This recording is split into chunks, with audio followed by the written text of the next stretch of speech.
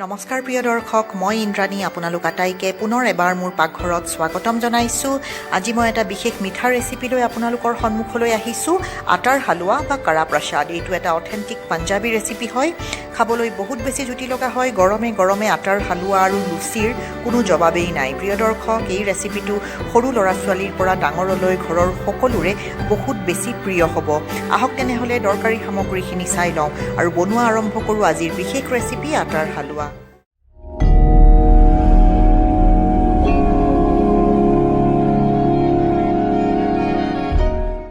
প্ৰিয় দৰ্শক, আটাৰ হালোৱা বনাবৰ কাৰণে এয়া মই আধা কাপ ঘি লৈছোঁ।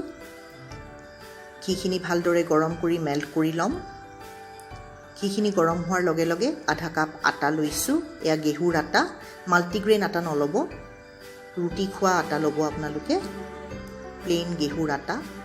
আৰু যিমান ঘি সমান পৰিমাণৰ আটা ল'ব লাগিব। ভালদৰে মিলাই দিম। গেছৰ ফ্লেমটো একেবাৰে চিমত ৰাখি আটাখিনি ভাজিব লাগিব। আটাখিনি ভাজোঁতে 10 পৰা 12 মিনিট সময় লাগি যাব, কাৰণ গেছৰ ফ্লেমটো আপোনালোকে বঢ়াই দিব নোৱাৰিব। বঢ়াই দিয়াৰ লগে লগে আটাৰ ৰংটো সলনি হৈ যাব, আটা নিসিজিব আৰু খাই একেবাৰে ভাল নাপাব। গতিকে আটাখিনি খুব ভালদৰে লৰাচৰা কৰি থাকি 10 পৰা 12 মিনিট সময় ভাজিব লাগিব। 10-12 মিনিট হৈ যোৱাৰ পিছত আটাখিনিৰ পৰা সুন্দৰ এটা গোন্ধ ওলাব।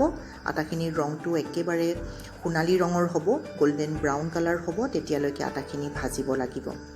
এয়া চাওক, আটাখিনি মই সুন্দৰভাৱে ভাজিলোঁ আৰু এতিয়া ইয়াতে যোগ কৰিছোঁ আধা কাপ পানী। পানীখিনি দিয়াৰ লগে লগে আপোনালোকে ধৰিব পাৰিছে আটাখিনি গোটা বান্ধি আহিছে, কনচিষ্টেঞ্চিটো খুব সুন্দৰ হৈছে। আৰু এতিয়া মই যোগ কৰিছোঁ আধা কাপ চেনি।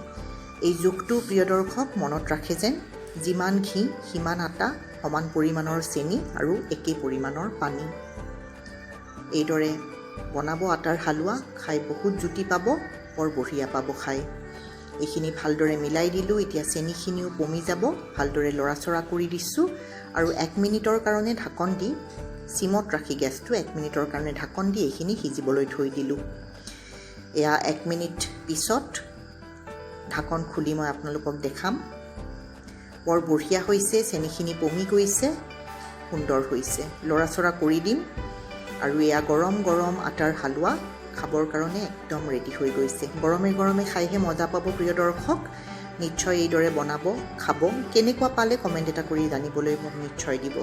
ৰেচিপিটো ভাল পাইছে বুলি আশা কৰিছোঁ, গতিকে লাইক আৰু শ্বেয়াৰ কৰিবলৈ নাপাহৰে যেন।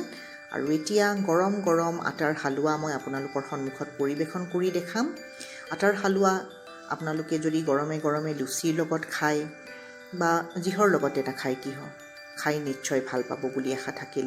আজি সময় উলিয়াই আপোনালোকে মোৰ এই ৰেচিপিটো চালে বহুত বহুত ধন্যবাদ প্ৰিয় দৰ্শক। পুনৰ লগ পাম অতি সোনকালে আৰু এটা নতুন সুস্বাদু ৰেচিপিৰ সৈতে।